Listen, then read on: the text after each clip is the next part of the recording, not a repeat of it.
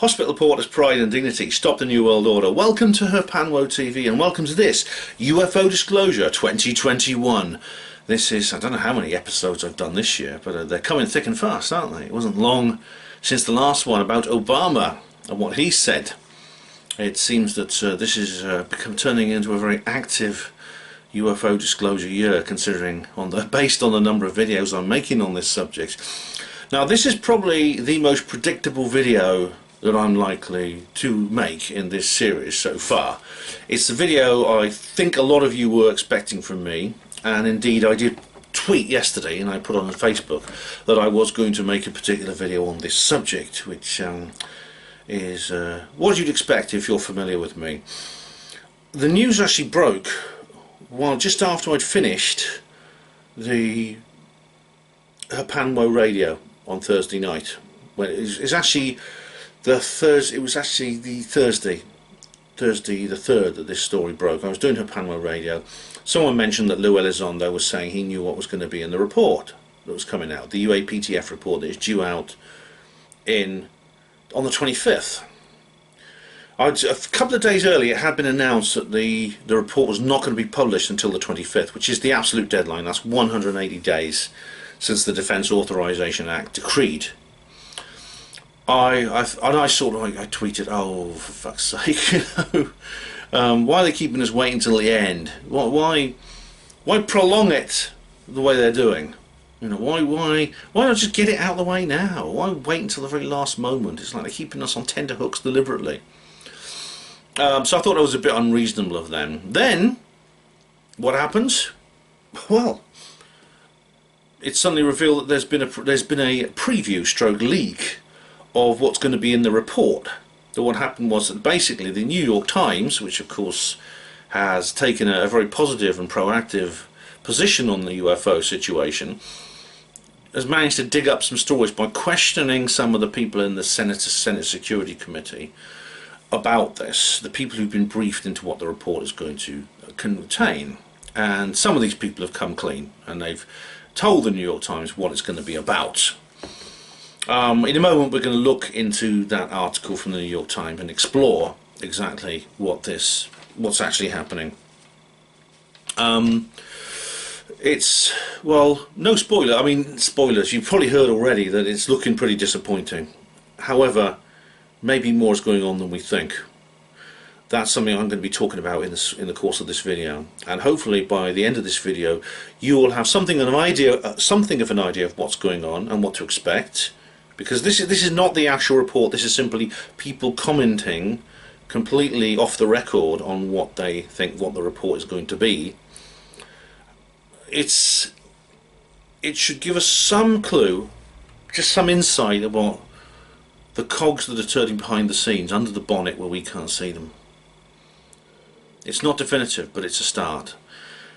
My first instinct when I heard about this was to be disappointed and think, oh damn, here we go again. And I'll talk about my feelings about this in a minute. However, on reflection, it's actually maybe this is actually not such a bad thing.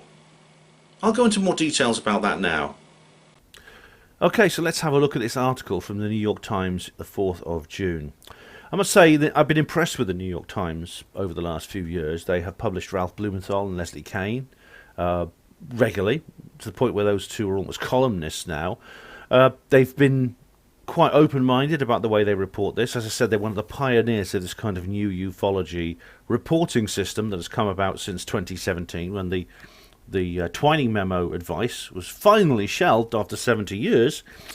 And so I think if this had come from some other journal, I think it was a bit dodgy, but the fact it was published in the New York Times first is significant. This leak or preview, whichever it is, we'll find out.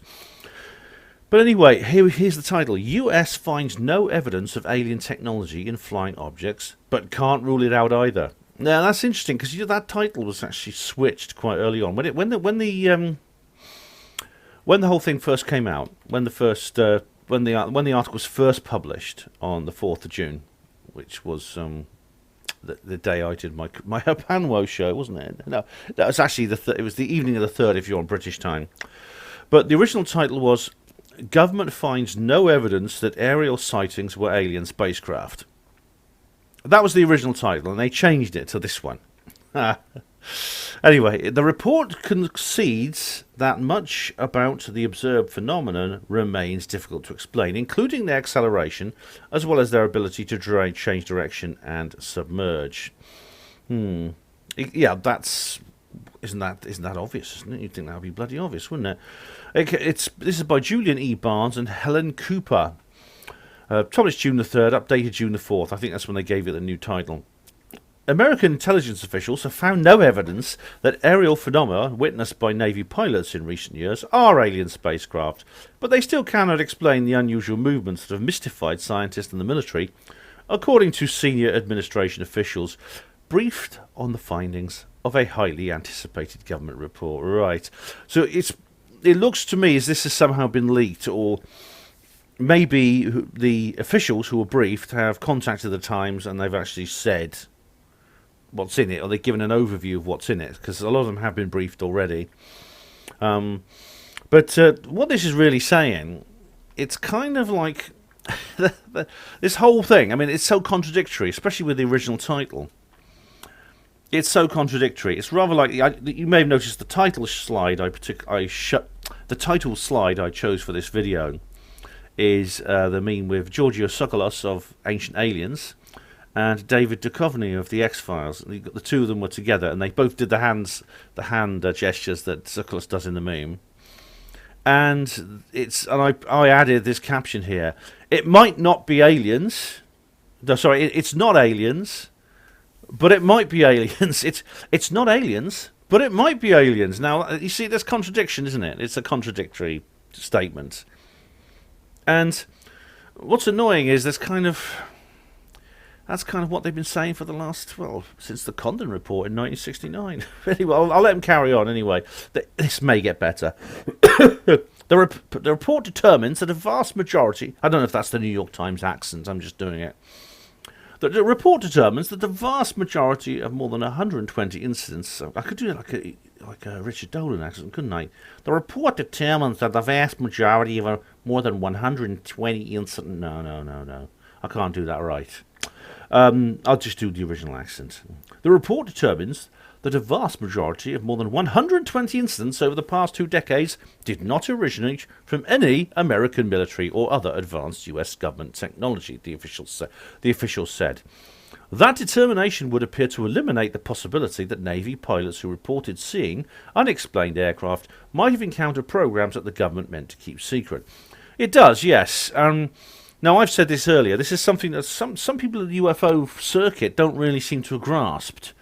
You can't, if you have a secret technology and you're developing it independently of the frontline military, the normal line navy and things like that, you cannot then fly it near those particular assets, because they not only they're going to see it, but they might shoot at it, thinking it's a threat.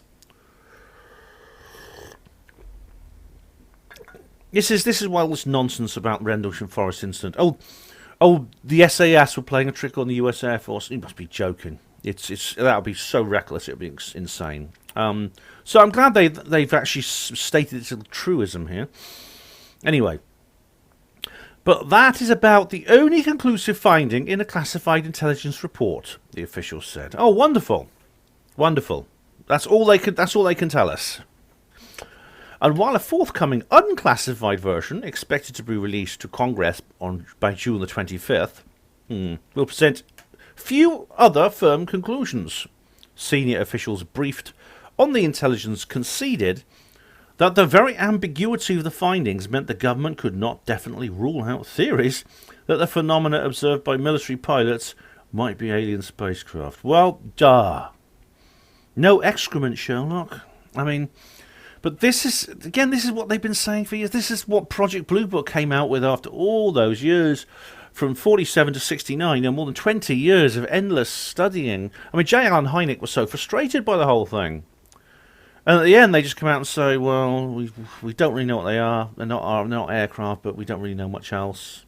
And as Hynek said, that at the time, so Hynek was actually saying is in the 60s, this is going to be a whitewash. They're just going to use this. They're just going to say, we're going to release a report which says nothing really interesting. And that's going to be sold to the public, and that's going to be the end of the matter. It looks like they're trying to use that tactic again. Albeit I do accept that this is not the actual report. The actual report, as explained, has now been finalised. It's going to be released on the 25th of July. Sorry, 25th of June, which is actually the deadline, the 180-day deadline specified by President Trump. Hopefully he'll be back soon. That's a story for another video. But they're not going to release it before then. This is a preview or a leak, as I said. So we won't know exactly what's in the report till then. But this is what basically the Congress people who've talked to the New York Times, who've been briefed, have said. That's basically what this is about. They could be lying, of course, but I doubt it. I doubt it. It's probably quite an accurate. It's probably quite an accurate assessment. And I'll be going into what commentators said about that in a minute. Americans' long-running fascination with UFOs has intensified in recent weeks in anticipation of the release of the government report. Yeah, it's a long-running fascination indeed, but it's not just American. It's found across the world. Wherever you go now, I think almost every country now has a ufology group. There was the SJWs keep saying, oh, it's Western bourgeois, it's a Western bourgeois luxury. If you go to the third world, no one has any interest in UFOs. They just don't. They just don't care because they're struggling to survive in bourgeois imperialistic thing. And they say things like that. Well, when a UFO actually appeared above a village in northeastern Nigeria, the local UFO group, the National Nigerian UFO Group, were on the scene very quickly. They have quite a well-organised group in Nigeria, based in Lagos, the capital. I wrote an article about that. So, no, it is a worldwide thing. On the live stream Grant Cameron did the other night, where Gary Heseltine and Eamon Hansborough appeared, there was a young woman from Argentina there who couldn't even speak English, and she's in Argentina in South America, and they're fascinated by UFOs in that part of the world. So no, it's a worldwide thing. These wokist, patronising people makes me sick. Actually, the UFOs interest people in America. It's a long-running fascination for people all over the world. Anyway, that's just one sentence I dealt with there. Let me carry on. Former President Barack Obama further stoked the interest. I love the way they say stoked the interest. When he was asked last month about the incidents on the Late Late Show with James Corden on CBS. Yeah, I covered that in the previous video in this series. And he said, what is true, and I'm actually being serious here, is that there is footage and records of objects in the skies, and we don't know exactly what they are. The report concedes that much about the observed phenomena remains difficult to explain, including their acceleration, as well as their ability to change direction and submerge. That's one of these 5 points, isn't it, that the TTSA was talking about, that make them different from aircraft. There's no visible means of lift or propulsion. So they don't have wings, they don't have propellers, they don't have jets. They don't have an envelope as an aerostat. Like an aerostat, like being a balloon or an airship, has an envelope, a big bag of gas or hot air. But their maneuverability far exceeds any of our aircraft. Anything we know of, any aircraft built by man that we know of. Again, we come into the secret space program, but I covered that last time. It's under the submerged bit. The submerge means that it's sometimes called transmedium, which they have the ability, it seems, to fly in the air and beneath the sea. So they dive down into, like a James Bond supercar, it automatically turns into a submarine. That's where you get the USOs, unidentified submerged objects, which appear to be the same thing. They've been reported by people like Bill Cooper. Bill Cooper first got interested in conspiracies when he himself witnessed a USO coming out of the sea. They've been seen at places like Shag Harbour. That's what it's called, Shag Harbour in Canada. And Christopher Columbus actually reported seeing a USO on one of his voyages. Here we go. One possible explanation that the phenomena could be weather balloons. Oh, no, no, please, not the weather balloons. Or research balloons. Oh, does not hold up in all cases. Oh, thank you, the officials said, because of changes in wind speed at the times of some of the interactions. Yeah, this is an important point. Aerostats, well, balloons anyway, they always go where the wind blows. Airships have a propulsion system. You've seen them. They're like, airships are basically balloons with an engine. Balloons have no engine. They just fly with the wind.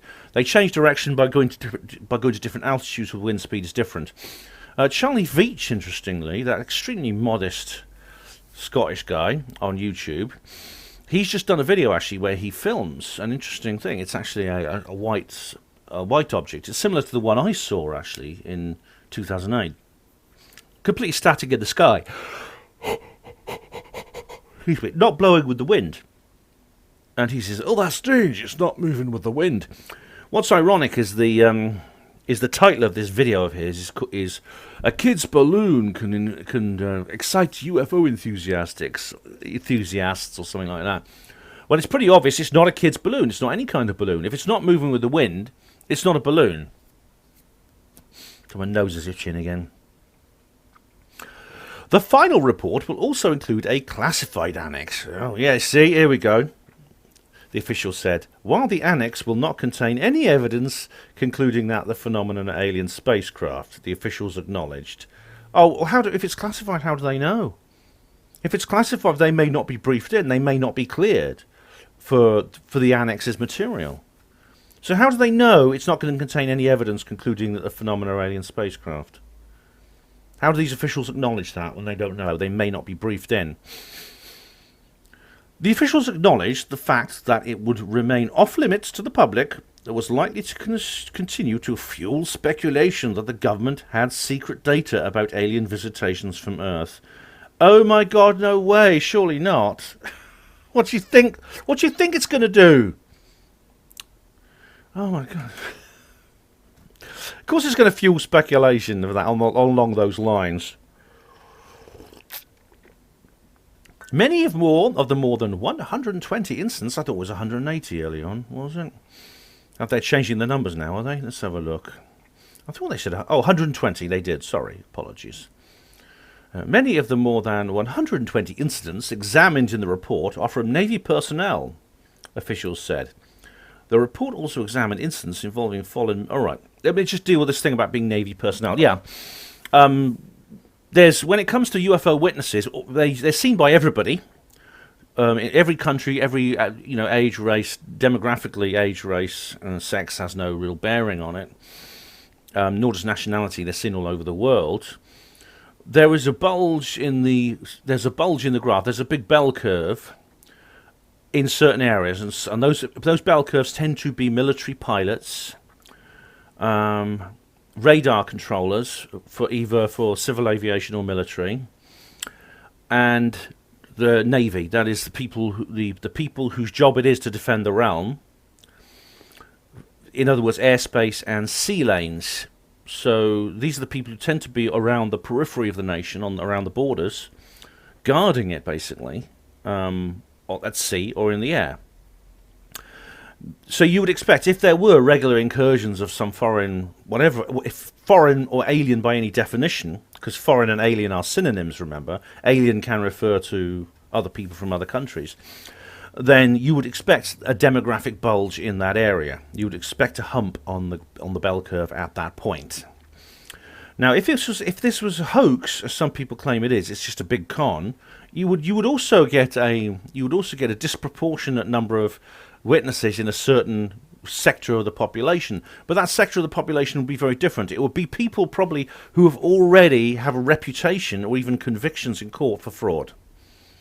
It would be this used car salesman who shines over the rust, or it would be the dodgy double glazing hawker. People like that. They'd be the ones most likely to see UFOs, and they're not. The very fact that the demographic bulge is among military personnel, Navy pilots, civil or military pilots, and radar operators indicates this is something real. I'll carry on. The report also examined incidents involving foreign militaries over the past 2 decades. Oh, right, that's going to be interesting because, of course, this is not confined to the United States. Intelligence officials believe at least some of the aerial phenomena could have been experimental technology from a rival power, most likely Russia or China. Well, if that's the case, you better hope there's not a war, because you're in trouble, aren't you, America? Because America doesn't have, as far as we know, any technology like that. If Russia or China have developed that kind of technology, it'll be a very short and decisive war, and very one-sided indeed. I don't think, despite the fact that I do accept there is a secret space program, there are various reasons which I've gone into before why I think that some of the phenomena that have been diagnosed as secret space program assets by some researchers I think are extraterrestrial. I'll explain why in other videos. One senior official briefed on the intelligence said that without hesitation, that US officials knew it was not American technology. Well, I think at a certain level you'd either be briefed in or you'd work it out for yourself, the point I made about it.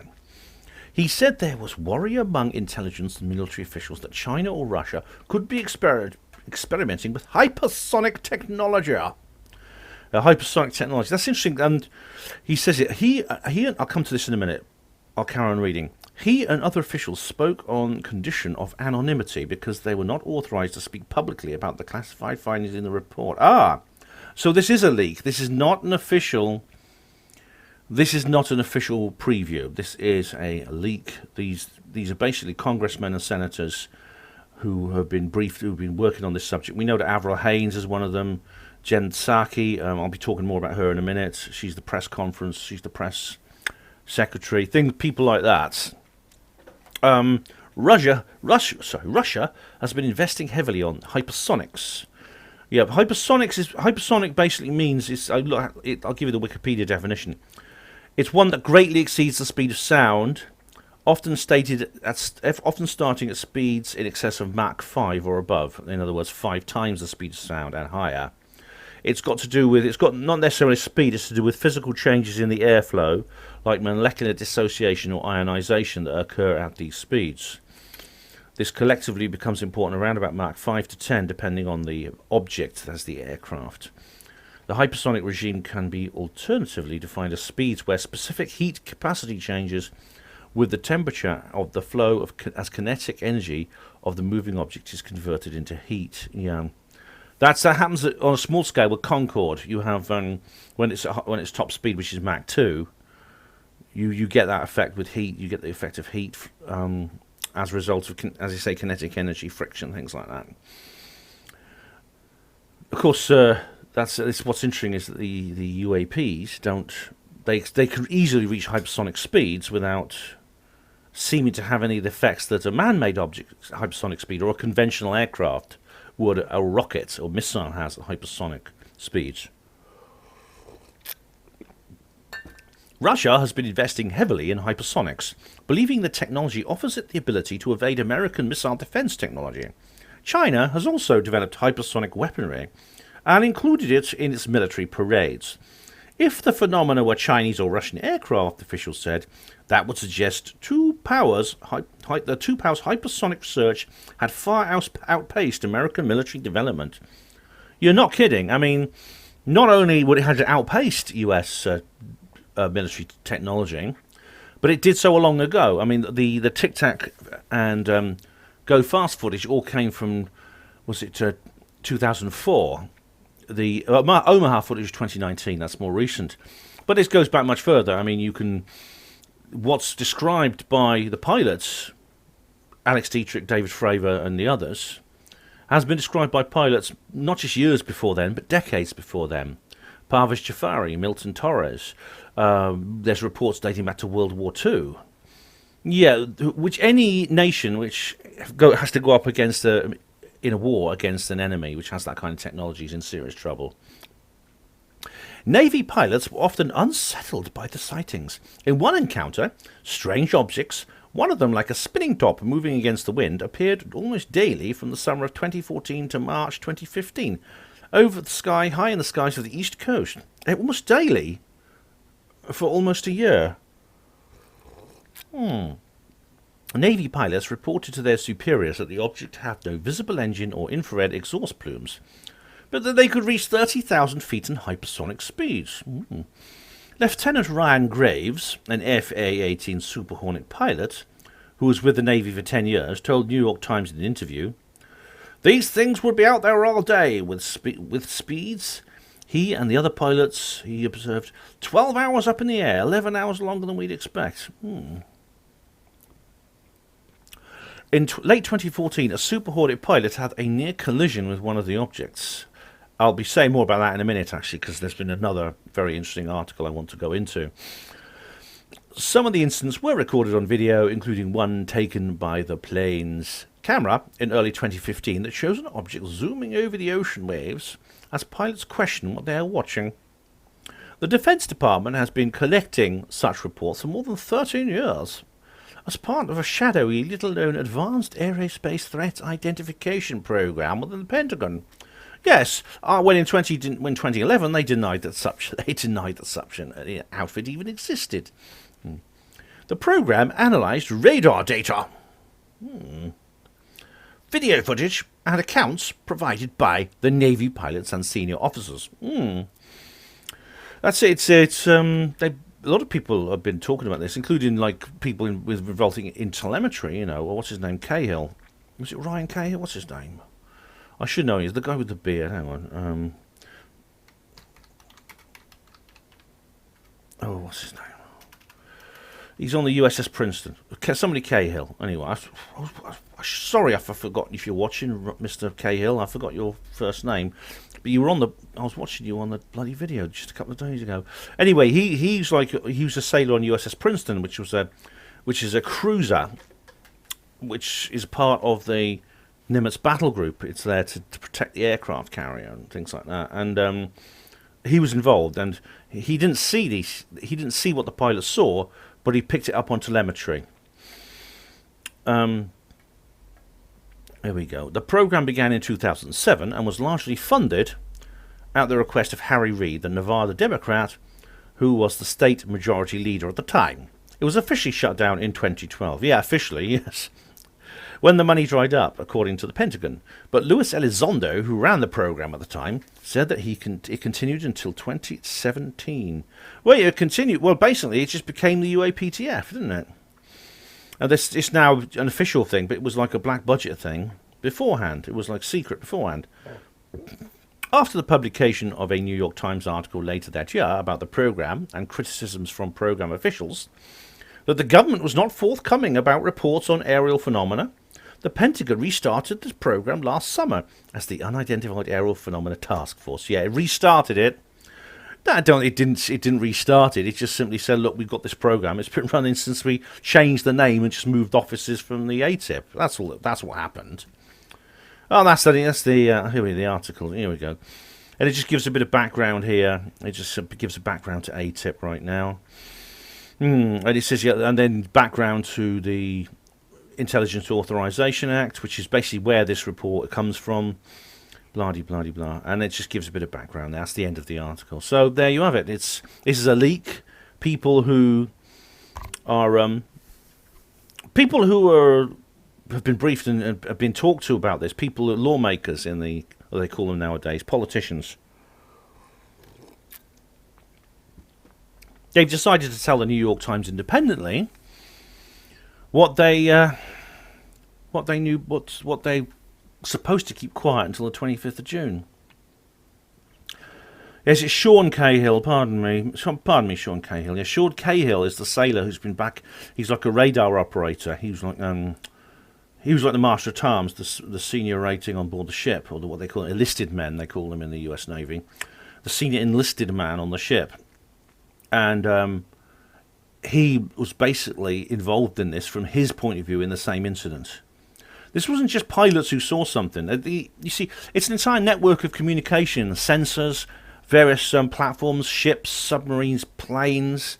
The whole battle group acts as a single unit, a single military unit. So no way can we say, well, it was just Fravor saw something. Was it a reflection in his visor or something. Oh, goodness me. You know you onto a good case when the skeptics start talking crap like that, isn't it? Louis Elizondo actually tweeted. He tweeted this on the day this came out. If the New York Times reporting is accurate, the objects being witnessed by pilots around the world are far more advanced than any earthly technologies known to our intelligence services. It's time to release the full report, videos and data that we've seen in the Pentagon. Well, there we are, yeah. He makes the important point. If this is something that Americans have not built, then how likely is it that it's something another country built? How much far ahead? I mean, Americans often say we're the best nation on Earth, the most advanced nation on Earth technologically.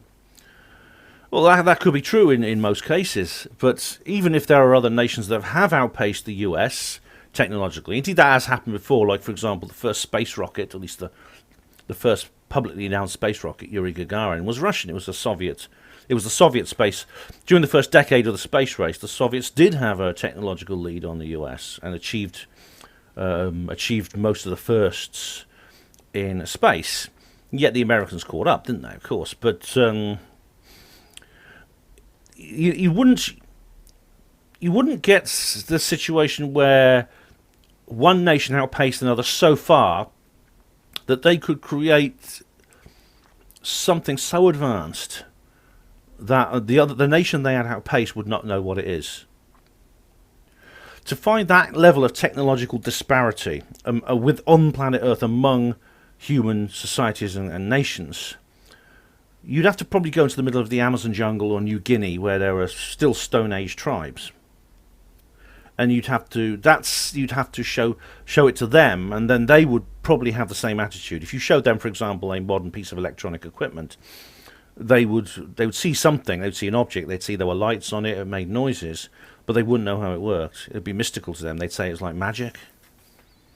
But the idea that somehow that the US has been outpaced by another developed nation to the point where it is having that same experience that Amazon tribe would have is nonsensical. And that is kind of what UFO Jesus did a video and he said it's the elephant in the room, and it is. It really is. Yeah, there's also New York Times. Here we go. New York Times tweeted this. Breaking news. The US government found no evidence that aerial phenomena witnessed by Navy pilots in recent years were alien spacecraft, but still can't explain the odd sightings. In other words, as I said in the meme at the start of this video, in the title shot, it's not aliens, but it might be aliens. And Tom Rogan, the guy who wrote for the New Yorker, he wrote about this. He says, this will not age well for Avril Haines. That's the Director of National Intelligence. Not that they can't explain, that's fine. But if really no new conclusions, nuclear strategic interdiction, unconventional propulsion and sensor systems, then the Office of the DNI is playing games with the American people. Remember this tweet, yeah. They are, that's true.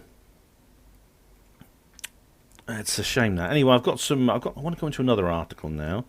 I want to talk about Steve Bassett has made a statement too, which I want to examine.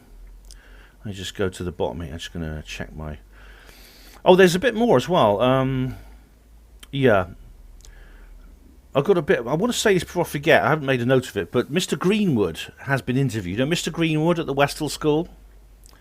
I forgot his first name. The kids just call him Mr. Greenwood because they knew him as a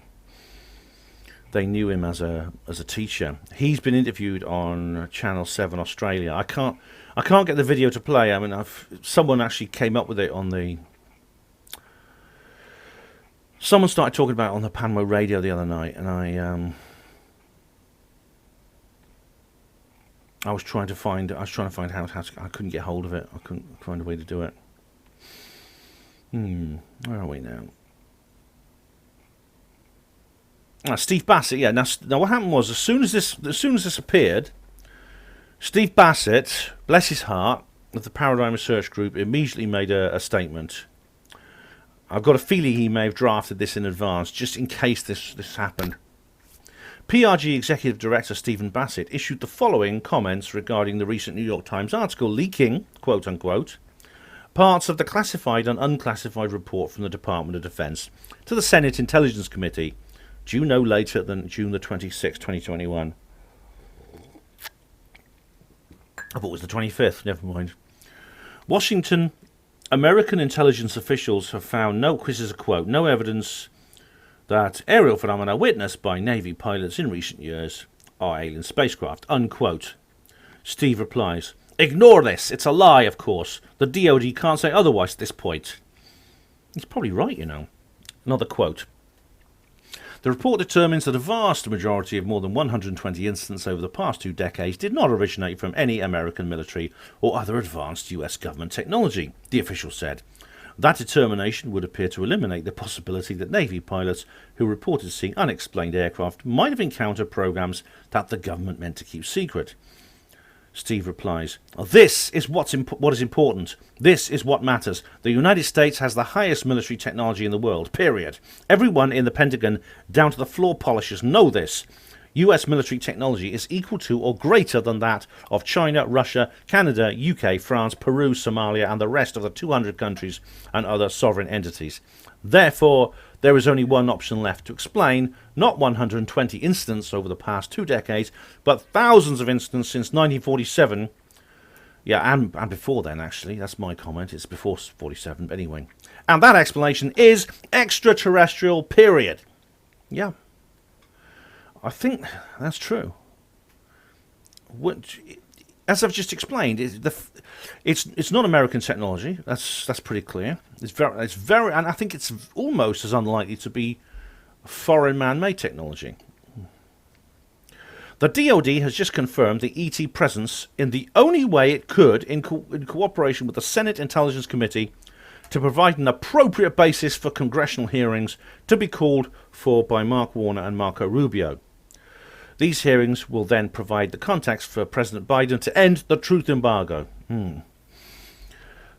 Yeah, I mean it's confirmed. It's confirmed the ET presence though, without confirming it. It's like it just doesn't want to say it. It is literally saying, as again, that's a very good meme I created at the beginning. It's not aliens, but it might be aliens. Yeah. In other words, it probably is aliens. That's the thing. You are witnessing a public relations-driven extrication process. Your government is finally moving to extricate itself out from under the 74-year institutional lie in order to soften the blow, look as good as possible, get as much credit as possible, or simply to get the job done. Or put another way, the principal institutions and persons have to lie their way out of the lie. Works for me. Stephen Bassett, Washington, D.C. Oh, well, I hope that's the truth. I mean, what Steve is saying is this is some kind of, it's some kind of virtue signal for the truth, for disclosure. I think that's what he's saying. It's a bit like Bill Clinton talking about Ryan from Belfast. He asked me, are there any aliens? Did an alien spacecraft crash at Roswell in 1947? Ryan, if that happened, they didn't tell me, and I want to know. It's that kind of thing. I think that's how Steve interprets this. And he might be right. All right, this is interesting. This is from the Debrief. This is another article. This came out the same day, June the 4th. Today is June the 5th, so it's actually yesterday. New previously withheld Navy report of unidentified aircraft encounters emerge. Well, it's actually not. It's the Navy. It's the whole Department of Defense. It's the UAPTF, but it's focused on the Navy, yeah, because they seem to be at the forefront of this. Many are anxiously. Well, what's the Debrief accent go? Oh, I don't know. Many. I'll use the same accent as before. It's by Tim McMillan of the Debrief, anyway.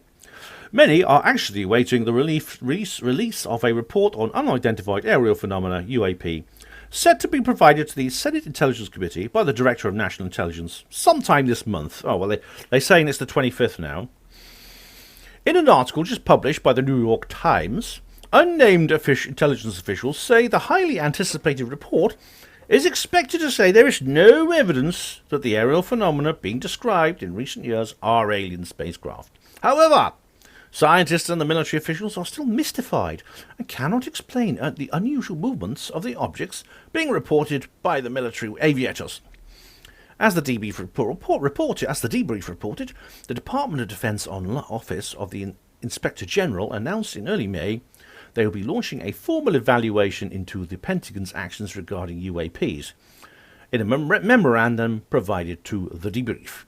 The objective of this evaluation is to determine the extent to which the DoD has taken actions regarding UAPs. All right, well, what action has the DoD taken? Well, it's got its public face, as it used to have Public Blue Book, and it used to have Project Grudge and Project Sign. Then it had ATIP, which was secret, then it was published.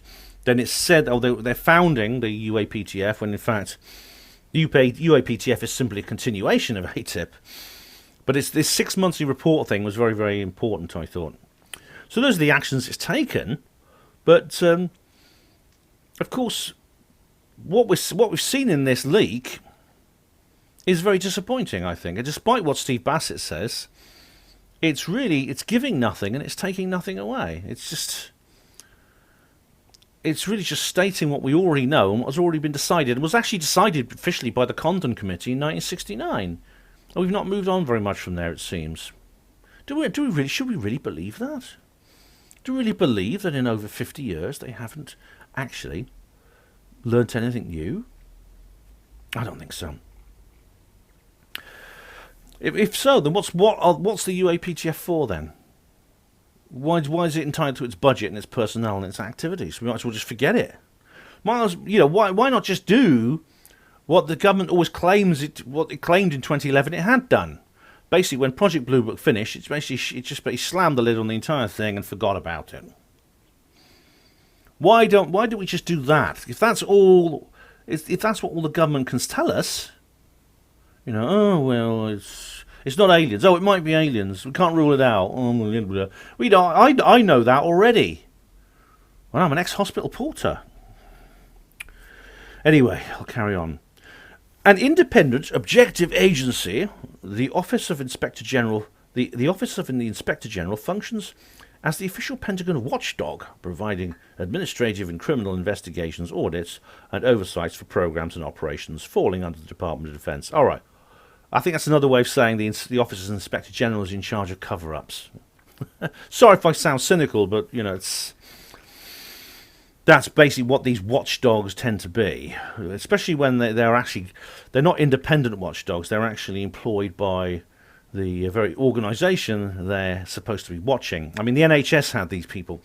When I was a porter, the hospital had like 4 monitoring officers. One of them actually used to be my senior porter, and they used to wander around with a clipboard looking important.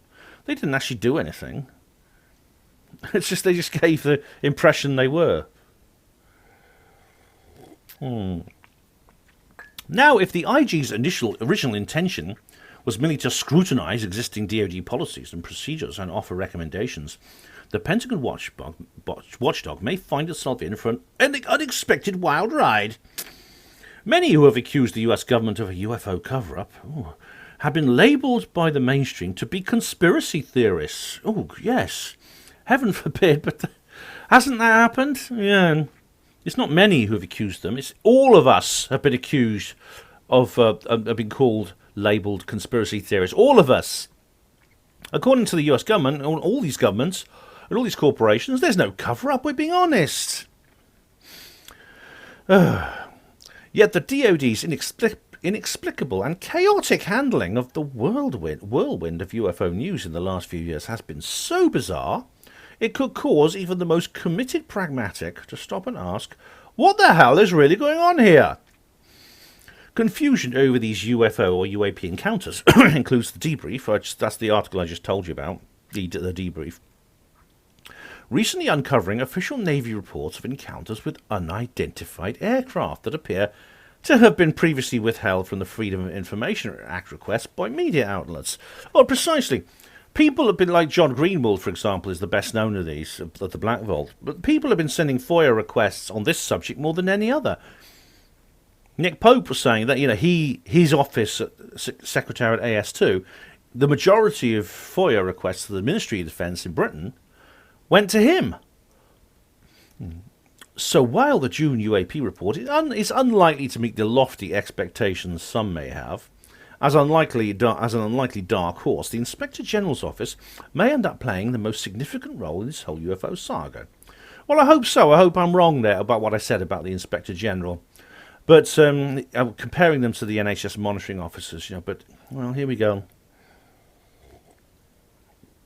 The IG is suddenly finding itself in a UFO horse trade. A recent report by Politico suggested the Inspector General's sudden decision to look into UAPs may have been spurred by a formal complaint filed by a former senior Pentagon official, Luis Elizondo. In December 2017, Elizondo revealed a secret UFO program called, it's just a bit of background here. Elizondo filed a 64-page complaint to the independent watchdog with the help of his lawyer, Daniel Sheehan. Ah, yes.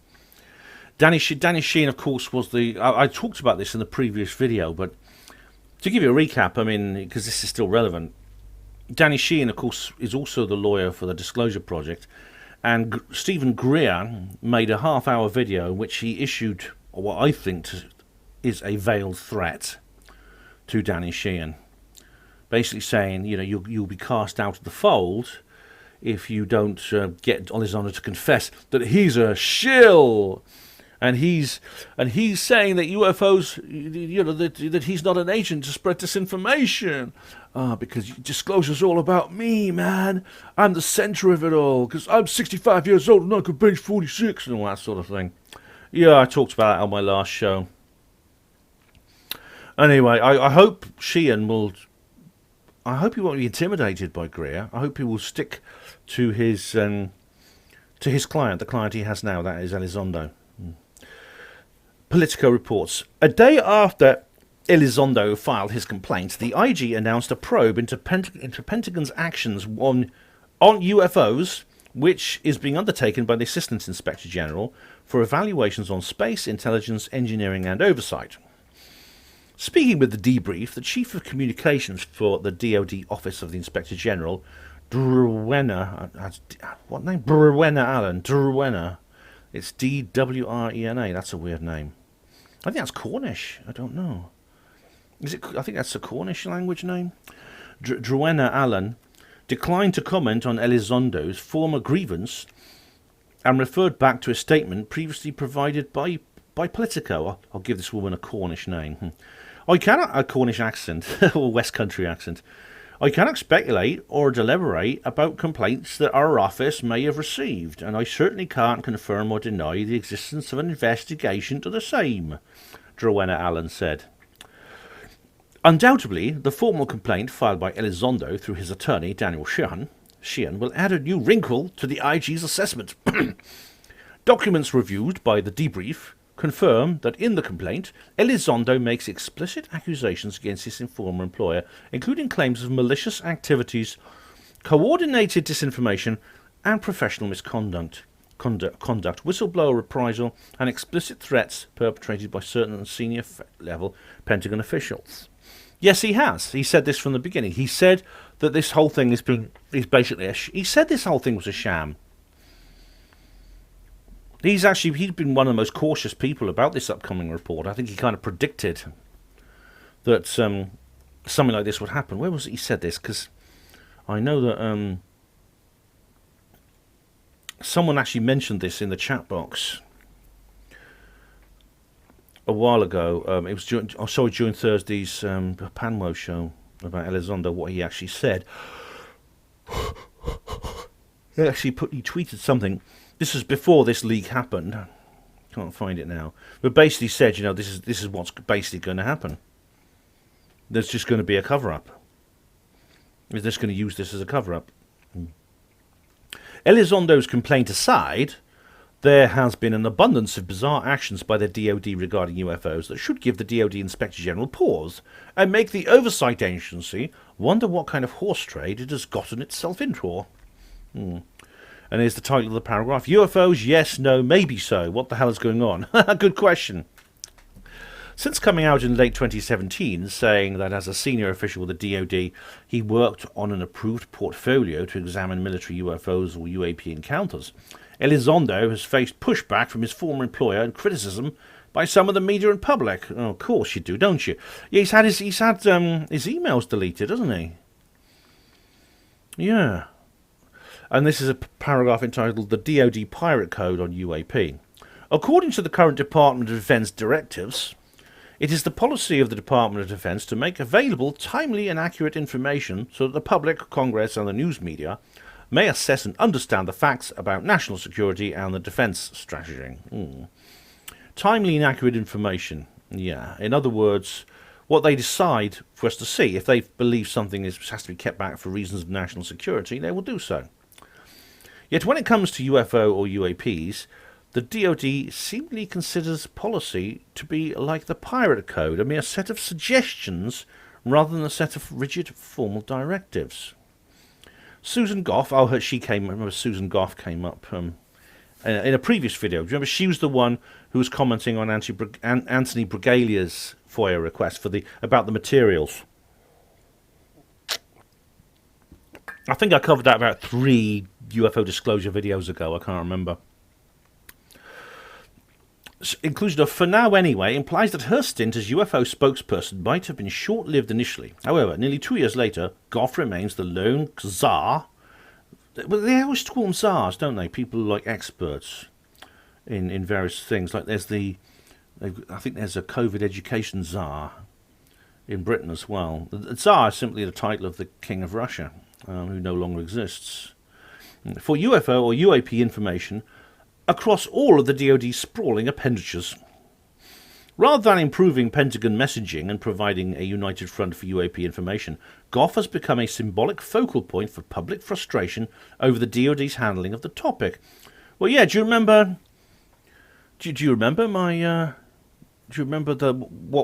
was the details of it? I know Anthony Bruglia managed to get a FOIA, didn't he? He managed to get he got 11 pages released from this 140-page or something, 150-page document about metamaterials, where it was talked about the nitronol, the stuff that has the same properties as what was described by Jesse Marcel and his son, which was picked up from the Roswell crash. And there's 150 pages of documents, only 11 pages requested. But then later on, Susan Goff tries to backtrack on the whole thing, because she begins by saying, yes, this is UAP material, and she says, oh no, I didn't really mean it was UAP material. It's another of these contradictory statements, again, it's like the motto, it's the sort of motto for this video, it's the motto for the whole situation. It's not aliens, but it might be aliens. This is from Tyler Ogaway, who writes a lot of UFO. He actually writes a lot of UFO stuff in Veterans Today, the War Zone, things like that.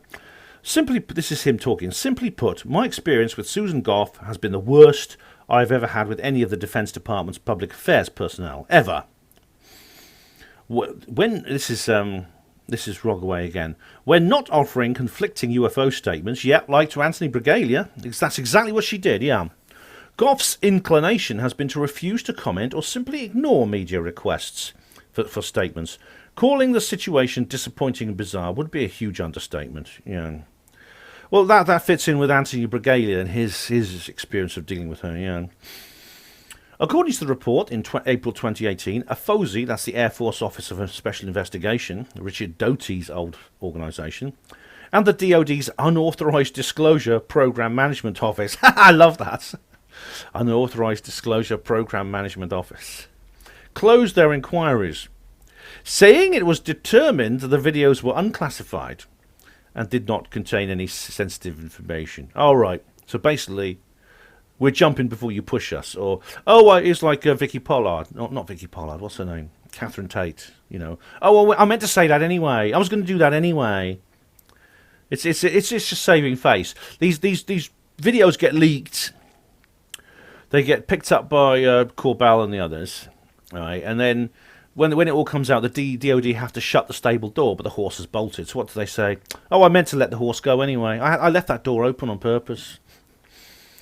With FOIA effectively determining the videos did not meet any of the 9 FOIA exemptions in spring 2018, it begs the question, what basis was Goff saying the Navy was not releasing the videos nearly 17 months later? Yeah, they've been caught. It's another contradiction. They've been caught, as I said. they've issued this face saving action just to say, oh yeah, we meant to really, we don't care, we're declassifying them, there's nothing there. Oh yes, we can't give you any more. You see the contradiction. You got other videos showing similar things. Yes, but they're classified, we can't show you. I think what's going to happen eventually is those will get leaked. The ones they're not showing you now will eventually get leaked. And then the DOD, Susan Goff and the rest of the DOD will say, oh yeah, there's nothing in them, there's not a problem, we've just unclassified them anyway, you see. They'll do that again, and then we'll have to remind them they'll have to remind them of what they said here. You see, it's really childish, it's juvenile, this sort of thing. They should be above this kind of thing, they really should. Honestly, I swear the American military is like unbelievable. When I was on the live stream the other night, the Cynthia's live stream, someone actually, as an aside, someone directed me to a video of an exchange. It's actually a radio exchange between a US Navy carrier battle group, similar to the Nimitz group, which is the subject of this video, and some Spanish people. And it's really funny because the Spanish people are saying to the Americans, you've got to get out of our way, adjust course now so you don't collide. And they're saying, no, you adjust course and get out of our way. And eventually, the punchline it comes down, we're actually in a lighthouse. This is salt. You're about to crash into the rocks. And the Americans say, oh, all right, we'll alter course by 15 degrees. Honestly, as a guy, actually, I met up with a guy a few years ago. He'd actually been in my intake when I did Royal Navy training years ago when I was like 18. And as I said, I got kicked out after 4. I did 4 months. I did basic training, and then I got. Well, it's an embarrassing story. I don't want to tell it all because it's a fitness issue. But I got kicked out. He stayed in, and he said that he was basically the Royal Navy. They dread being on exercise with the Americans because they're scared the Americans are going to do something to them by accident. And he said he was on board a ship that nearly collided with a US submarine. And he basically, this submarine was like really, really close. He looked over the side. He was on lookout duty. He looked over the side of the ship. He saw the periscope, just like 20 feet away from the ship. Yeah, I don't want to have a go at Americans. That's just an aside, but I don't want to have a go at Americans. This is UAP reports mysteriously withheld while new ones slip through the cracks. Yeah, good point. Yeah, that's the thing, isn't it? The Debrief filed a FOIA request for all hazardous safety report, HazReps, filed by the Navy from 2004 to 2020. The Navy Safety Centre responded by providing a spreadsheet detailing thousands of hazardous reports filed by naval aviators in the past 16 years. Curiously missing from the database of nearly 11,000 reports were 8 HazReps detailing hazardous incidents with unidentified aircraft in restricted airspace from 2013 to 2019 that had been previously published by the War Zone. I'll come to the War Zone in a minute. When asked why the 8 HazReps were not included, a spokesperson for the Navy Safety Centre told the Debrief, I'll assume it's this Rowena person again. After consulting with our legal team, who provided you with a request for FOIA information, it was determined that the 8 possible unidentified aerial phenomena hazardous reports were not listed in your request. If you're interested in copies of those reports, we ask you to submit a FOIA request, specifically citing these 8 hazardous reports. There's one. I'll just give you an example of this report. A P3 crew. A P3 is an aircraft, a military maritime patrol aircraft, had been passively tracking a submerged target of interest, like a submarine. When the communications mishap occurred, how long the P3 was tracking the underwater target isn't clear. However, the aircrew wrote they received a hot turnover. An ongoing P3 suggested that a submerged object was being tracked by multiple aircraft. The sub-hunter's mention of the tracking of an underwater target became potentially interesting when it's realised that weeks earlier, the Nimitz carrier strike group operating nearby was having mysterious encounters with a purported Tic Tac UAP. Yeah. Oh. Daniel Sheehan says, it's a very narrow organisation. If the complaint doesn't fit with the exact boundaries of the various departments, they won't even look at it. It's tight. In other words, it's a very tiny detail difference in wording might mean that they just don't include. It's not exempt from FOIA. They just don't add it because it's It doesn't fit for various kinds of words. That's it. Now this is the final paragraph here of this article. Organised UFO cover-up or bureaucratic ineptitude. Oh, let me see now. Let me weigh up those two possibilities. Yeah. Given recent examples of how the deep state beliefs can have dramatic real-world consequences, coupled with the conspiratorial undertones of government cover-ups that have entwined the entire UFO topic for the last 70 years, affirming public faith in government would seemingly be of the utmost importance to the Pentagon. Well, I don't think they give a damn, really. However, after nearly 4 years running 2 presidential administrations, the DoD's handling of the UFO Renaissance has only gotten worse. Adding to the Inspector General's potential woes, the DoD officially recognised the UAP task force appears to be leaking like a sieve.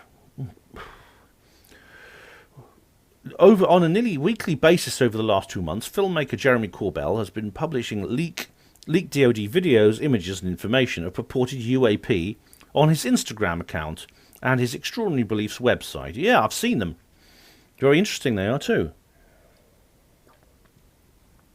I'll be saying more about those in a minute. Remarkably uncharacteristic, the DoD's Public Affairs Office has been willing to confirm Corbell's leaked images as being authentically taken by Navy personnel and as materials examined by the UAP task force at breakneck speed. At times, confirming leaks less than an hour after they've been published. Well, you know what, the shill squad will say now, well, they meant to do it, you see. They meant, Corbell is one of them, you see. Corbell is working for them, and they want these things released. Well, if that's true, then that begs the question, why? And that brings us back to what I talked about in the last video with the fake alien invasion and stuff like that. But I'll just refer you back to that video rather than going through it all again now. Speaking on background, several active US government intelligence officials familiar with the DoD's current UAP endeavours expressed to the debrief that all of the chaos surrounding the Pentagon's handling of the UAP topic stems from bureaucratic ineptitude rather than willful apathy. Male cow excrement. There's a limit to how incompetent you can be by accident. Remember that. If someone appears to be too incompetent, maybe it's not incompetence. Think about that. Rather than an organised... However, these same persons acknowledge that a handful of senior officials emphatically do not want to discuss the UFO issue as part of DoD's daily operations. Yeah, I bet they don't. One former Assistant Secretary for Public Affairs described the Pentagon's inability to form a coherent message on UAPs as, "It's an interesting and valid story without elaborating further." Without elaborating further. The now retired official agreed to speak to the debrief under condition that they were not named because they wanted to stay under the radar since leaving public service. Yeah, I can understand that. I can absolutely understand that. It's an interesting and valid story. If they'll say that off the record, I mean, this is basically what Lou Elizondo's doing. Only he's being named. He's in that same situation. One of the reasons he was investigating this sort of thing, but he didn't agree with the secrecy policy. This is why he left and became a civilian ufologist. I think he left the TTSA, basically, it seems, for a similar reason, because he wants to focus on the science. He wasn't happy with their policy, with their media protocols. As many await the release of the DNI's UAP report to Congress, due out in June, based on what the last 4 years have shown, the Inspector General and the officer's statutory authority may be precisely what is required to detangle this mess before any meaningful answer can be brought to the UAP situation. Well, if the Inspector General can do that, I'll be pleased. But, as I said, I feel very dubious about internal quality control because I've seen so much of it during my own time in government service, which was a considerable length of time, 23 years, that I have a prejudice against it, I admit that. Okay, let's come to another article that was published on the same day, June the 4th. Just a coincidence, nothing to worry about, as David Icke would say. And this is from the War Zone, which it's been referred to in the debrief. This is, if you Google it, you'll find it's something called The Drive. Was it? Yeah. thedrive.com/the war zone. Yeah, I think that's like a column in the Drive, whatever it is, whatever that's all about. You can find it quite easily enough. I don't need to put links. What's the war zone voice? I don't know. I'll just do the same voice. Just saying. The Federal Aviation Administration has seen a dramatic increase in drone-related incidents. Drone-related incident now, is it? Are you sure it's not weather balloon-related incidents? Is the swamp gas particularly volatile this month, guys? Recording approximately 10,000 reports in the last 5 years. Bloody hell. 10,000 reports in the last 5 years. How many is that per day? I can't work it out. That's a number per day, isn't it? The war zone has identified a substantial number of military encounters with unidentified aircraft amongst those reports, often in sensitive airspace. While some of the incidents represent typical hazards associated with commercial drones, others are indicative of advanced capabilities, including the ability to fly at relatively high altitudes and to potentially operate. I hate bad grammar. In coordinated groups. More so, it is not just what's happening, it's where it's happening that's so intriguing. The incidents appear to have predominantly impacted the US Navy and Air Force, with a pronounced geographic nexus off the coast of the southeastern United States, as well as another off the southwestern United States.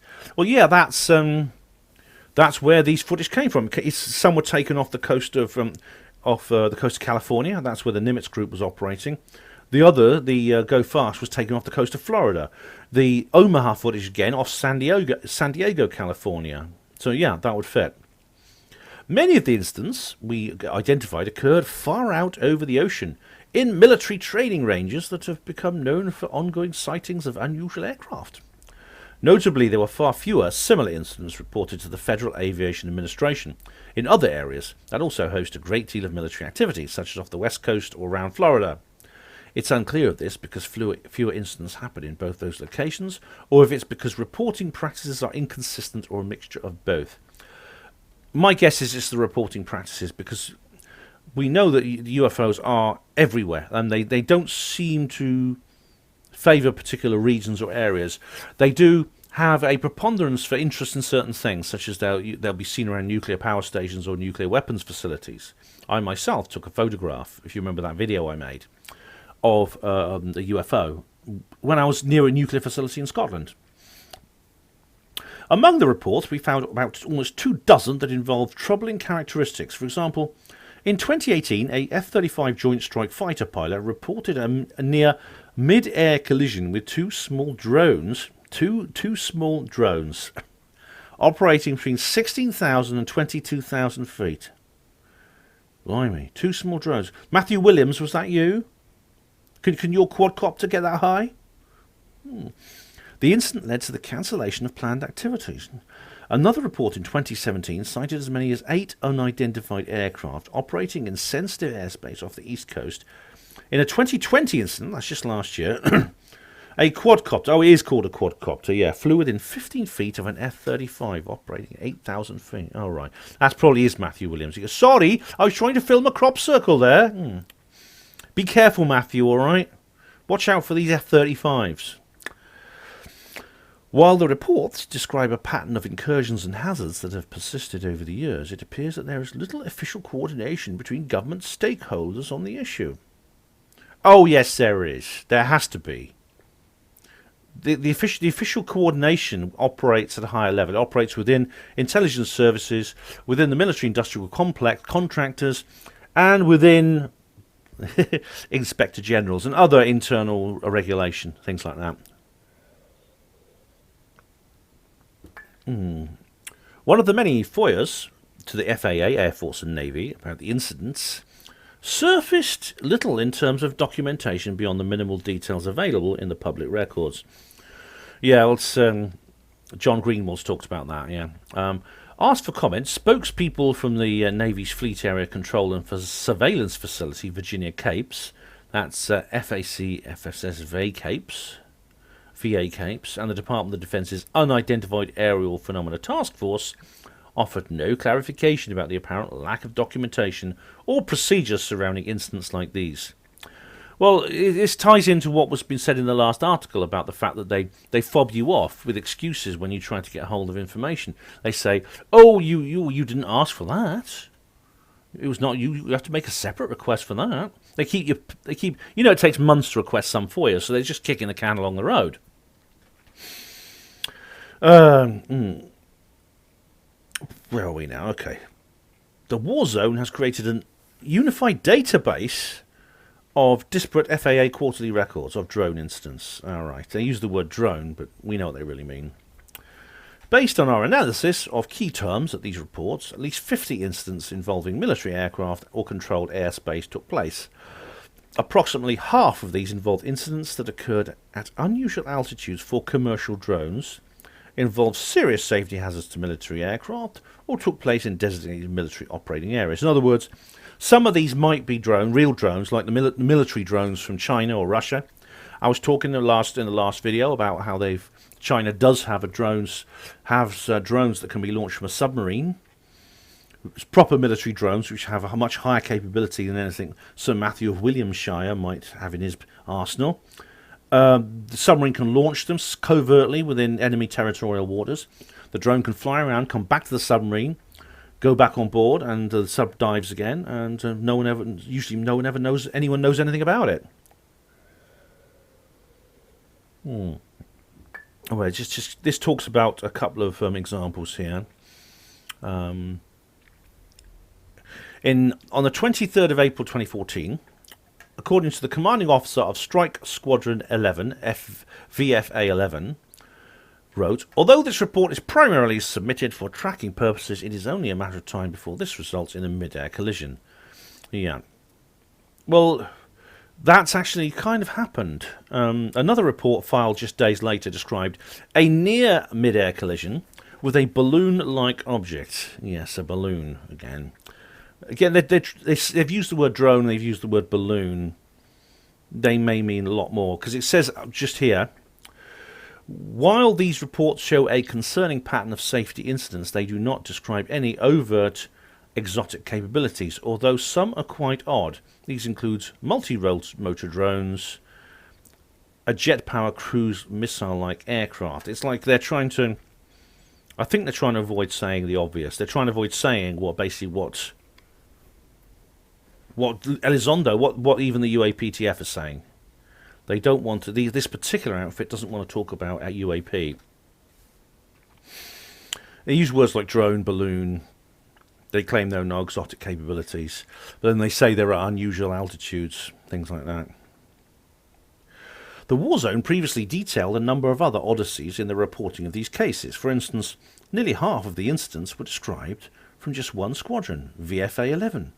Considering that many other squadrons based in the same vicinity, it stands to reason that only certain units were officially reporting encounters, or that their criteria for reporting varied between units. Yeah, it looks like what's happened is this one particular squadron is reporting things that have been seen probably by the entire air wing, or maybe even the entire Navy Air Division, or the Fleet Air Arm, whatever they call it.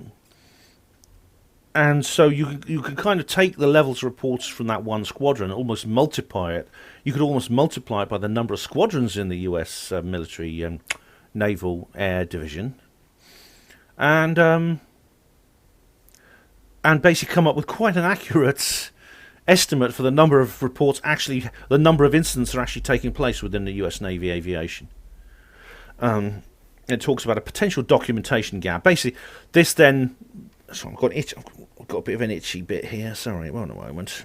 The rest of this article talks about basically what the last one did about the fact that there's a documentation gap here. It's almost as if they don't want to talk about these things. Very often the FOIAs come up blank. John Greenwald's talks about this. So we've got to wait and see now what happens next. I know that I've heard that Elizondo is planning to run for Congress. So Lou Elizondo, I think Greer's going to have to put his ego back in his suitcase and just admit that Elizondo's not a shill. He can't guarantee he's not a shill, but then no one can guarantee I'm not a shill either. You know, the number of people who've been accused of shills versus the number of people who actually have evidence of them being shills is like so extreme it's unbelievable. And I'm fed up with it. Like I've said before, we need some kind of tribunal system for this sort of thing. Luis Elizondo says he's planning possibly to run for Congress to get involved in politics because of this. He wants to. He really, I think, sincerely wants to see the end of secrecy. As he said, he has actually said it. He was in his interview with John Greenwald. He actually made some of the same points that I've made, saying, "Look, people can handle the truth when they're not children. We need to start treating the public as adults and stop fobbing them off with lies like they're little kids who are going to panic." He said this benefits the government too from his position because he's been inside the whole thing. He said, this is like an 800-pound gorilla. It's a monkey on their back that's turned into an 800-pound gorilla. Do you want to carry it around for another decade? He said to the government, he said, look, this is going to come down one way or another. This secret can't be kept forever. Why not end the secrecy now in a controlled manner? End it now in a controlled manner, or it's just going to collapse and you'll have no control over it. I think Elizondo's genuine, I really think he does. Oh, he's a shill, Ben. I can hear it all coming out now. I can hear everyone punching the air and saying, yeah, he's a shill, and you can't see it, Ben. I can, and this makes me so superior to you. Well, no, I'm being honest about what I think. If you have evidence that he's a shill, not just some half-hour rant stroking your own ego and going on about threatening Danny Sheehan, all right, not that kind of evidence. I'm talking about real evidence. Then present it to me. But basically, what I see happening here is, I think probably this is an accurate representation of what we're going to see on June the 25th. I think it is. New York Times have been very good in this area, and I don't have any reason to think this is some kind of smokescreen. I think that the congressmen and senators in the Security Council who have actually commented to the New York Times, and anonymously, of course, I think they're telling the truth. What, of course, they are not saying, is that they, if they do have access to the classified annex, then they're not giving out any information that's within that, because, of course, there is a lot more. There is the decisive red line, as Richard Dolan calls it, the crash retrievals and things like that. Decisive physical evidence, salvaged wreckage, things like that.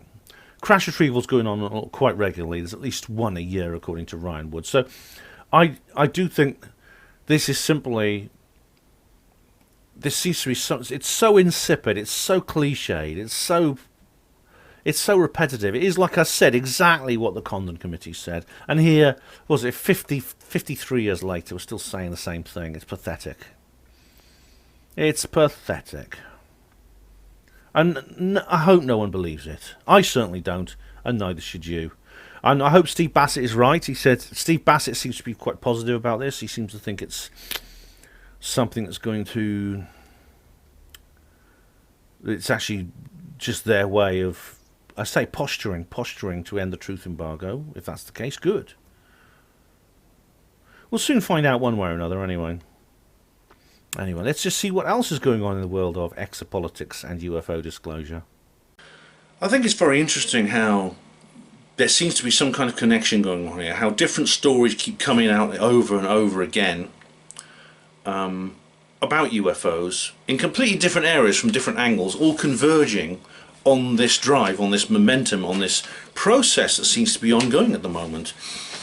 There's things that I'm not even really discussed yet, and I haven't really detailed in any of my Panwo publications, basically because they've been covered in great detail by other people, including Colin Woolford, my good friend and comrade who deals with the UFO subject. His speciality is the alien autopsy, and you've probably heard that there's some developments with the alien autopsy, that basically Ray Santilli, the supposed maker of this particular film, is auctioning off a frame of the original print. Now, I can't really say much more because Colin has covered this. I may well have a chance to talk to Colin on camera about that at some point coming up. But it's weird that has just happened now. It's just suddenly appeared now, right at this. What's the word? serendipitous time. It's like, of all the times and all the periods since the, what is it, 25 years, since 26 years since this alien autopsy first appeared, at any point Santilli could have chosen, or the information about it could have come out, and then now, it's just now he decides to do it. It's almost like there's something in the air connected to UFOs that's bringing the situation out. It really, really is.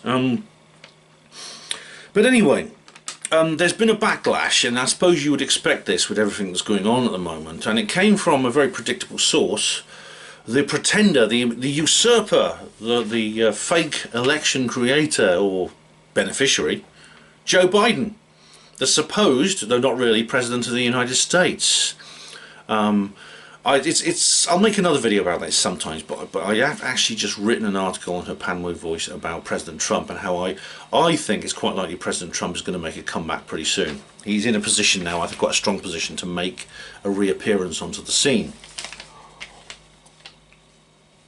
But this seems to be, now it's become acceptable to talk UFOs. One of the journalists at his press conference, he was sort of, I think they'd given him extra amphetamines and he was kind of standing up straight and trying not to shake, asked him about UFOs, right? And then he referred specifically to President Obama on the Late Show with James Corden, talking about UFOs as I described in the last video. And Biden sort of like giggled like that. And then he sort of said, and he replied, "Oh, I would ask him again, thank you," and walked off. He fled from a question about UFOs. Hopefully this will make Steve Bassett rethink his position on Joe Biden, because Steve and I love Steve. I think he's a great guy, and we get on well, and we can talk to each other, and I respect what he's doing. I think he respects what I'm doing. But one thing we've always disagreed on is this situation with Biden and Trump. Steve regards basically the Trump era was basically it was a wasted 4 years. It was just a write-off. And now Biden's come in, things can kind of get back to normal, and there's a chance for congressional hearings and things like that. I take the opposite view. I think the Trump era was the period of where most of the progress was made. Let's face it, the 2017 revelations came out during the Trump administration. Trump himself made many positive statements. Others in his administration, Marco Rubio, who's still chairman of the Senate Intelligence Committee, other people like that, other people connected to his administration have made very positive comments. Even people within the Biden administration seem to be on the right page. I mean, Jen Psaki, who I'll be talking about in a minute, for example. But Biden himself, I mean, it's just, what a thing to say. Biden just, the reporter asks, in all seriousness, no giggling or chuckling or, winks. He says to Biden, he says to Mr. Biden, the fake president, he says, after what Obama said, you've got President Obama said, have you got anything to say about UFOs, Mr. President? He goes, well, you better ask him again. Thank you very much. And he walks off. That's not very statesmanly, is it, Joe? Come on. I know you're not the real president, but you can put up a better pretense than that, can't you? Oh. He was scared. Biden was scared at this question. He really was. I think he was, in his own imbecilic way, his own demented brain somehow understands the nature of the truth embargo. I think he has had some kind of briefing. I really think he has. So, as I think, Biden's hopefully on his way out. He's hopefully on his way out, and then we can get Trump back in, and well, that's a subject for another video. That's a big topic about the return of President Trump. But I have written an article on her Panwo Voice, which I put up yesterday, and it's there if you want to see it now. You may think it's a little bit over the top. I was slightly tipsy when I wrote it, I must admit. So you might find its style is a little bit more flamboyant than normal you get from me, because I'd had a couple of glasses of wine. I tend to do that Fridays and Saturdays.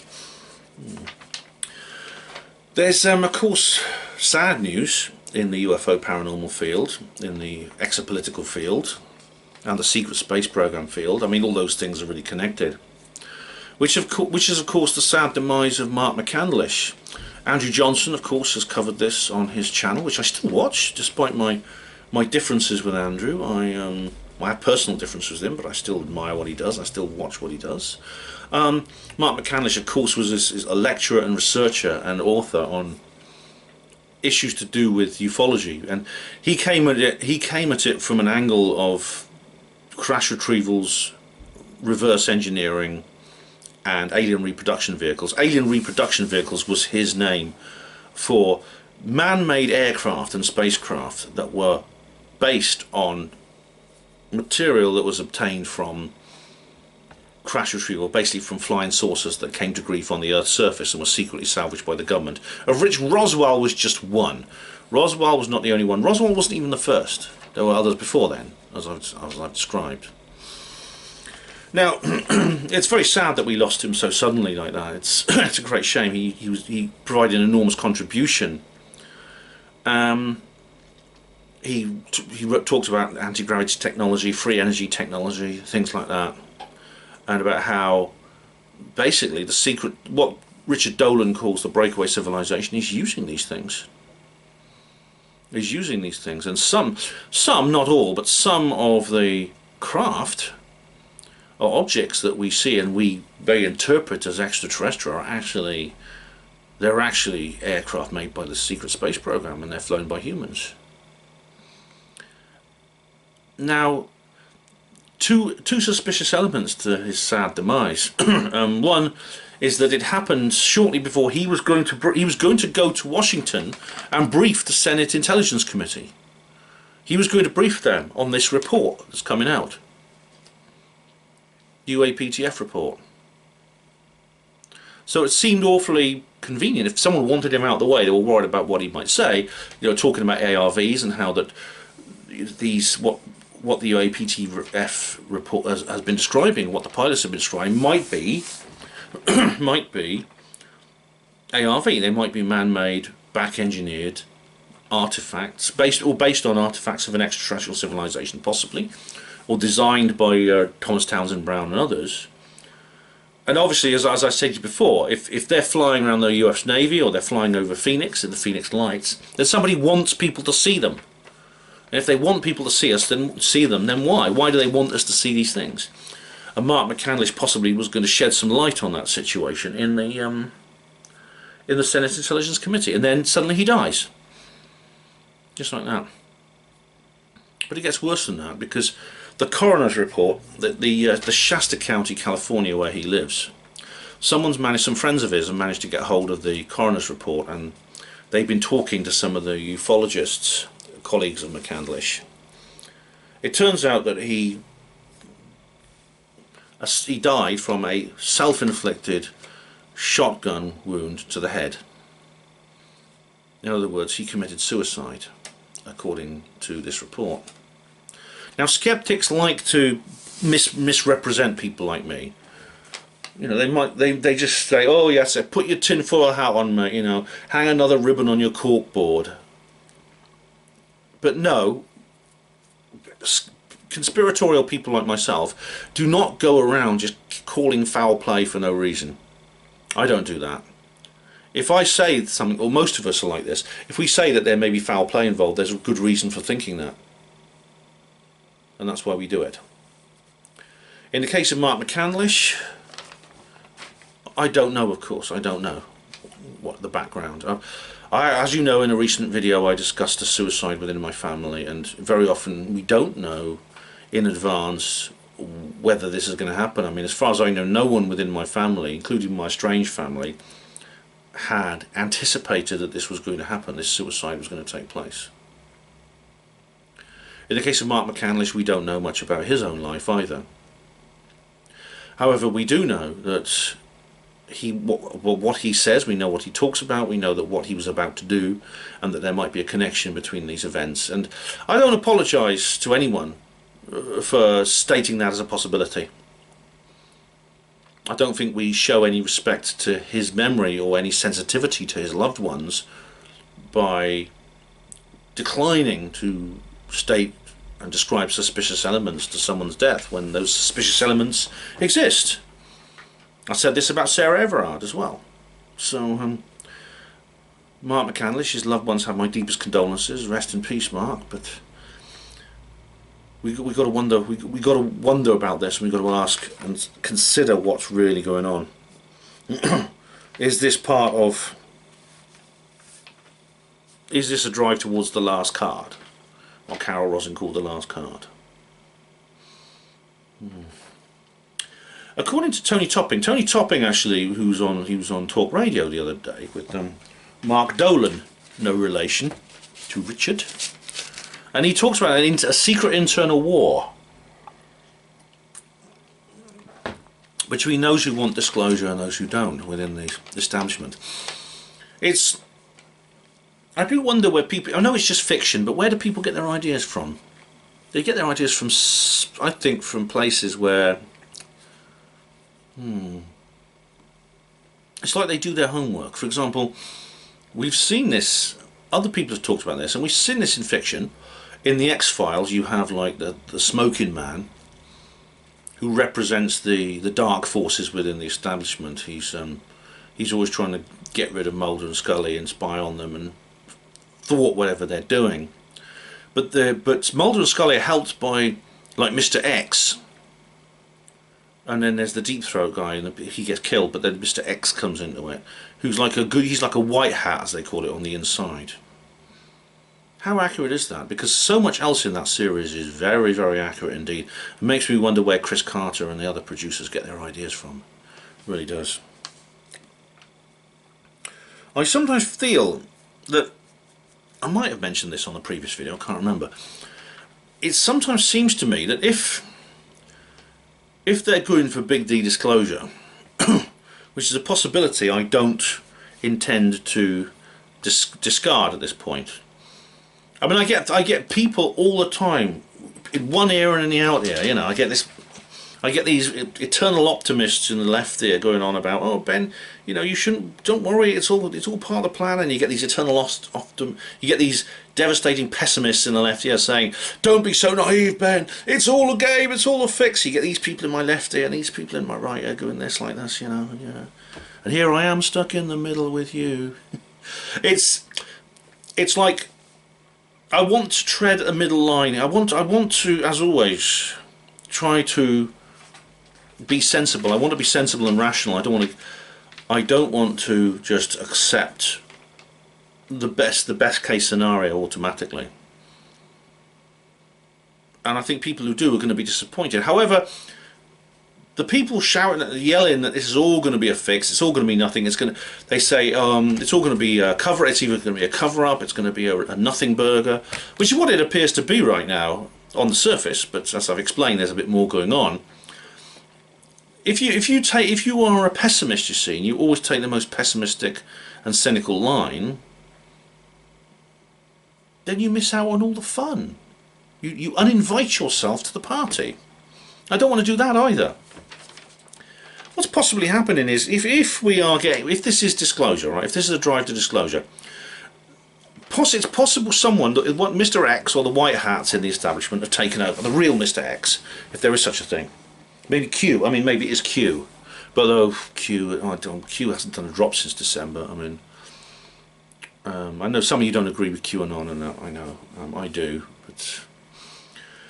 If there is a Q, an equivalent of Q still around, I mean the real Q may be in jail or even dead, in which case their heroism was not in vain, and one day we'll all know their story. But it's possible that they've taken over. Maybe a decision has been made. Well, okay, we're going to tell the public the truth about UFOs, but we're not just going to bring out all the boxes of files and dump them on the table in front of them. That will freak them out. And to be honest, it probably would. But what they're doing is let's just ease them into it. Let's decompress them slowly so they don't get their diver's bends, you know. So what we're going to do is we're going to acclimatise the public to this reality, basically with a crash course in ufology. We're going to condense into 5 years all the information that's been covered up within the last 75, and we are going to condense it into a number of highlights and deliver it to them in a controlled way, in a controlled procedure, in a controlled schedule, so that by the time they come to the end of this crash course, they'll be ready for the big D. That could be what's happening. Funnily enough, despite the fact I had a go at Joe Biden, the fake president, just now, his press secretary, Jen Psaki, is very interesting. Now, something very interesting happened. This was in the James S. Brady room, the James S. Brady press briefing room at the White House. This is the official White House media press briefing room. It's the one you always see on TV, with the podium and the curtains and the seal and everything, and someone standing giving a message. Sometimes it's the president himself. Sometimes it's somebody else. Sometimes it's the press secretary. Well, I had to research all this because, of course, there's a scene in Roswell Rising where this happens. But Jen Psaki, the new press secretary, she's asked by a reporter in the crowd, in the audience, in the press conference, and about the UFOs, and the reporter giggles, and Psaki says, "I could tell by your giggling that I know what you're going to ask." And it's true. You can see she does know what's going to be asked, and she replies. This is not a quote, but she says this is just a transcription. You can see it on YouTube. UFO Jesus has uploaded it. She's aware of the report commitment, the commitment specified by President Trump 180 days earlier. The DNI team is working on it. We take incursions into our airspace seriously. The safety of our personnel and the security of our operations is paramount. And that's, as I said, that's just an overview. But that is incredible, because that is the first time since the Condon Report in 1969 that UFOs have been discussed in that manner in a formal public relations setting in the US government.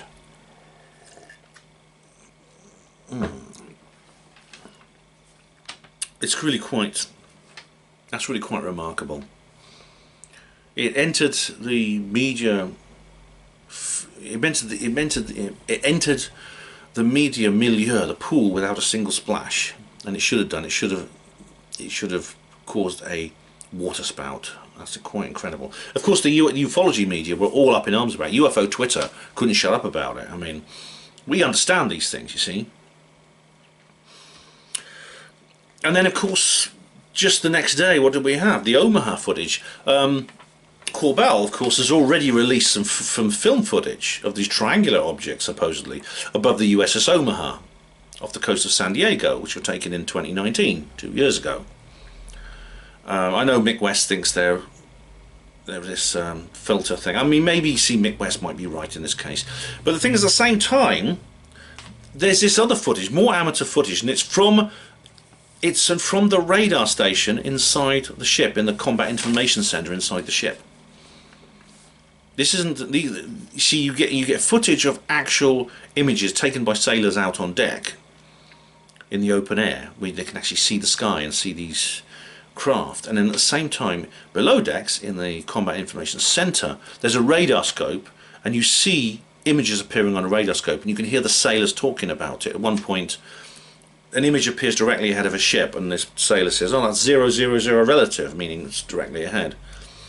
So, which leads me to believe this is a genuine soundtrack from that particular event. It's not just been recorded onto it, because you can't see the actual sailors or anything like that. But they report objects that keep appearing and disappearing and moving very fast. You can hear them calling out speeds and bearings and directions, target motion analysis, things like that. And as you just heard, I mean, as I've just been talking about earlier, these were literally declassified and admitted to be real footage an hour after Corbell published them, as if the Pentagon just says, "Oh, what the hell? Just admit to them." Corbell puts them out there, just admit to them. And the question is, why is that? This process shows no sign of slowing down. I bet you by the time I finish recording this and the time you're watching it, which will be a couple of hours because I've got to edit it, process, upload it, something new will come about. We'll hear something new. I bet you. There'll be something, and I'll see something and think, damn, I wish I'd put that in the video. I'll have to do another one. And I have done a large number of these UFO disclosure videos for that reason. It's amazing, isn't it? Now, again, what's the ultimate aim? Is it the big D, or is it the last card? I don't know. As I've explained on the previous video and other videos, we got to be prepared for anything. But we mustn't. If we just assume, it's good for our ego. If we assume it's the last card and all these other people are fooled, but I'm superior, you know, that's good for our egos. It makes us puff up our chest like a peacock. I know some of you are doing that. I can see you. You know who you are. But then we miss out on, if it is the real big D, then we miss out on that opportunity. And as Steve Bassett has said, maybe this is better than it looks. We won't know, that's for sure. But I will be covering it in a future video. I've got a lot of filming planned for this week. I'm hoping to do another comments reply video, get that out of the way, because next weekend I might be doing something exciting. I don't know yet. I don't know how it's going to turn out, but I will be producing a video if that comes about. I can't tell you any more than that. It's all secret. It's classified. Yes. Anyway, thank you all of you for watching Her Panwo TV. Hospital Porters, Pride and Dignity. Stop the New World Order.